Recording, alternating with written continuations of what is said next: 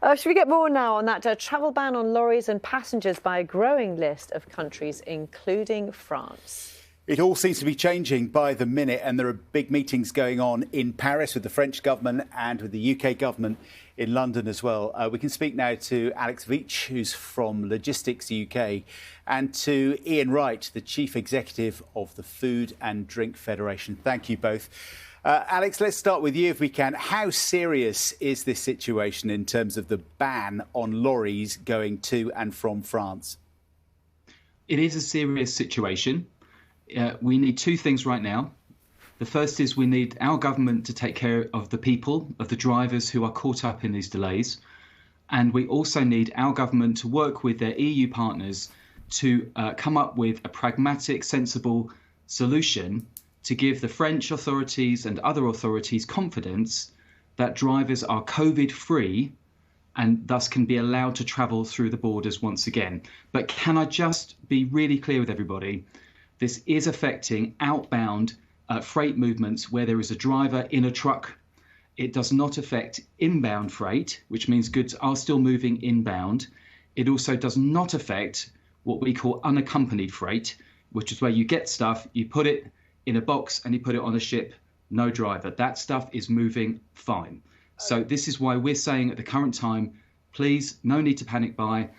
There are goods, they're available in the shops, retailers doing everything they can. But at the same time, it is serious and we do need a resolution as quickly as possible. Well, let's talk to Ian Wright, who's Chief Executive of the Food and Drink Federation. Alex giving that message, no need to panic buy. Are supplies guaranteed? Well, I agree with every word Alex said. So let's be clear, there is no need to panic.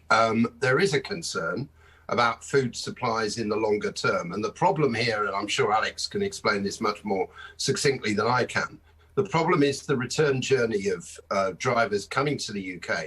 If they cannot be guaranteed either that they will get out of the UK because of the congestion, or that they will be able to secure a return journey full of whatever product it is, that's going to make it much more unlikely for them to come in the first place.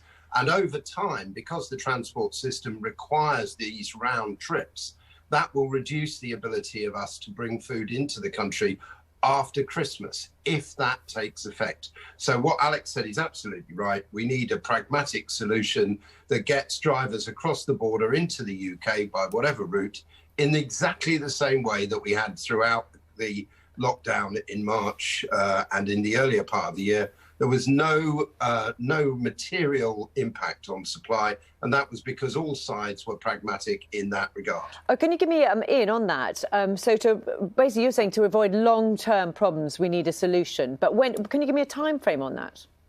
Well, if you think what we're really talking about here is mostly fresh food, which is affected immediately, then most of the fresh food that we would want over the next week is already either in the country, in the distribution centres, on the shelves, or even on its way, and that is continuing to move. It's over time. So we're thinking about that this time next week and beyond, probably even later, 10 days, 15 days, and then into the new year. And that is a big concern, because at that point, those difficulties that we're talking about today start to back into the new checks that will have to be used on all product coming into the UK from anywhere in the EU, because we will have left the transition period.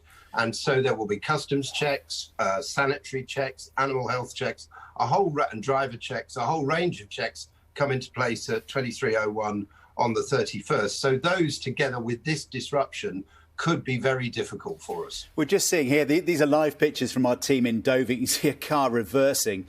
The guy in yellow is telling cars, and we've seen quite a lot of lorries coming in and turning up this morning, thinking they're going to be able to get to France, but being turned around. You can see another U-turn there as a car goes back on its way. And we've seen some rather confused scenes where the message hasn't yet got through to drivers that they just can't travel.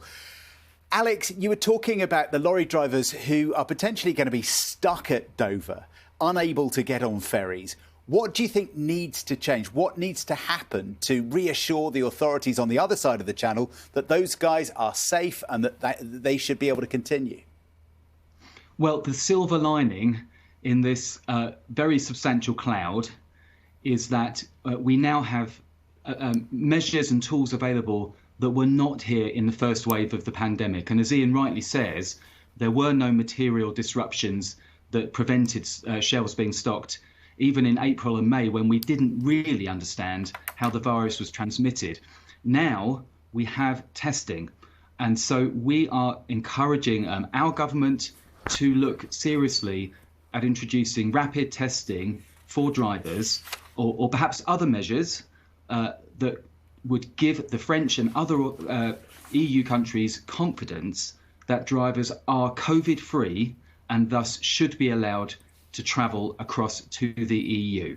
So those tools are with us now, and we do believe that they should be rolled out as quickly and urgently as possible to get us over this hump and back to a normal flow of freight. And Alex, on a practical human level, these guys, these lorry drivers, are stuck in their cabs right now. I mean, just in terms of the practicalities of, where they go to the loo and how they keep clean and safe. Just talk, what are you thinking about there?